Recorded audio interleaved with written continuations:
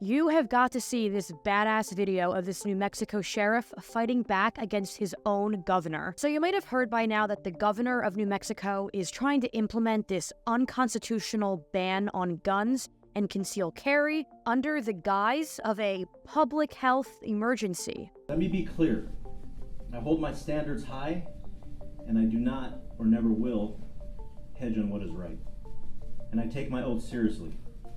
In reference to concealed carry and open carry, the Bernalillo County Sheriff's Office will not enforce this segment of the order. While I understand the urgency, the temporary ban challenges the foundations of our Constitution, but most importantly, it is unconstitutional. My oath was to protect the Constitution, and that is what I will do.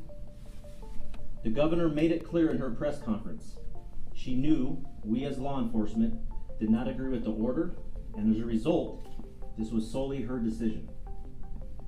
Other than this ban being unconstitutional, here are other reasons why I will not enforce the order. One, what many forget, is I have enough violence here in Bernalillo County.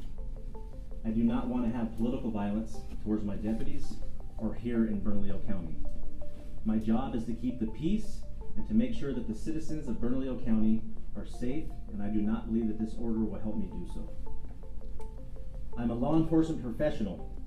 This order will not do anything to curb gun violence other than punish law-abiding citizens from their constitutional right to self-defense.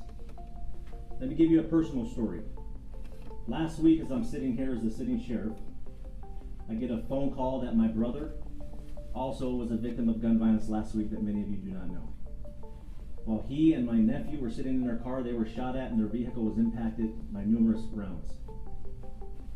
How can I, as a sheriff, tell him to put his firearms away and not be able to protect himself?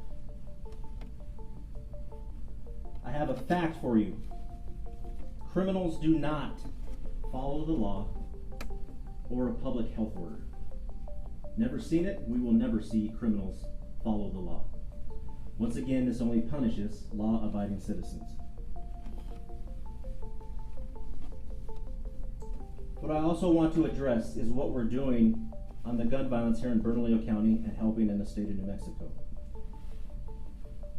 It is quite irritating for me to see how this 30-day ban completely overshadowed the robust conversations that we had with the governor in the office on what we are going to do to curb gun violence and for people to stop being victims.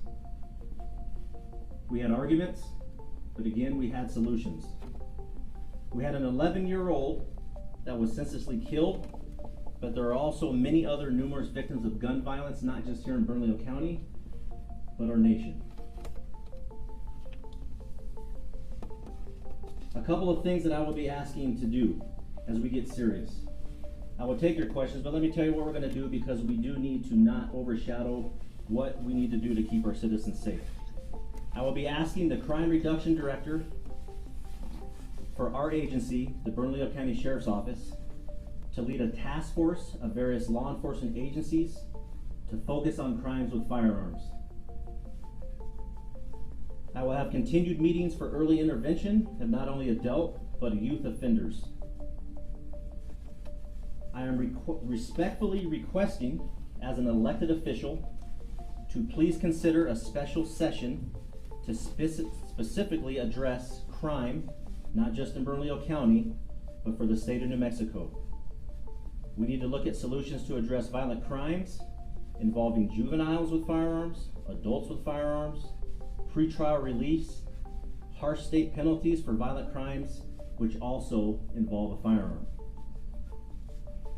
Collaboration and planning will and continue with the Mayor of Albuquerque, Tim Keller, Chief of New Mexico State Police, Troy Weisler, Chief of the Albuquerque Police Department, Harold Medina, and District Attorney, Sam Bregman. Somebody said, thank God we still have good men out here in Liberalville. I mean, he's totally right. He said that criminals do not follow the law or public health orders. Exactly. Taking guns away from law-abiding citizens is not going to protect them from the people who are not listening to these laws and have their guns illegally. People who are causing this, public health emergency aren't the law-abiding citizens. He took an oath to the Constitution. He wants to protect people, protect his community.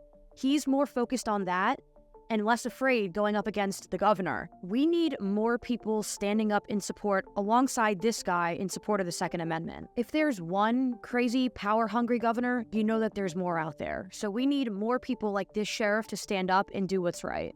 For one, I'm grateful for what he's doing.